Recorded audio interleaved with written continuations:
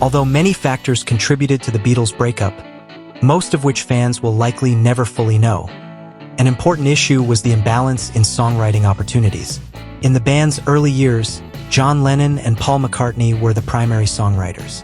By the mid-1960s, however, George Harrison had begun to catch up with them. By the time the group disbanded, he had accumulated so many compositions that he went on to release a triple album. Many of his most celebrated songs were written during his Beatles years, yet his bandmates often overlooked them. Still, Harrison believed in the quality of his work, and time proved him correct. George Harrison introduces a song during Beatles rehearsals.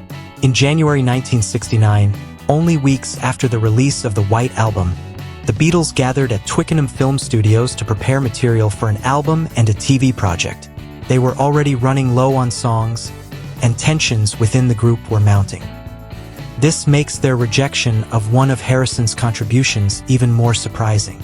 As seen in Peter Jackson's documentary The Beatles, Get Back, Harrison presented All Things Must Pass to Paul McCartney during one of the early rehearsal sessions for what would ultimately become Let It Be.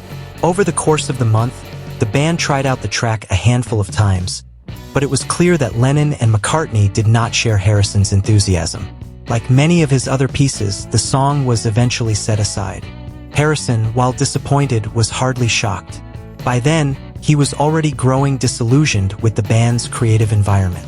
The lyrics of All Things Must Pass captured that sentiment, describing the end of an era and the inevitability of change. Following the group's breakup, Harrison reflected on this period.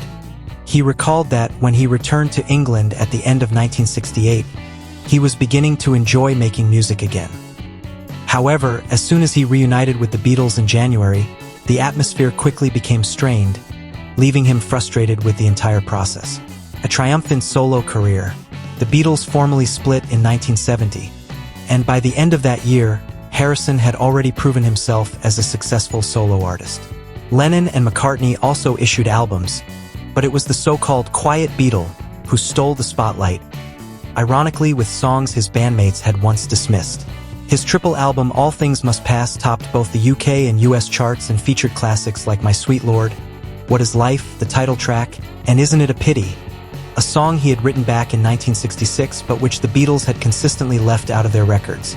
Reflecting on those years, Harrison explained that Lennon and McCartney always had such a large volume of material that they automatically gave priority to their own work.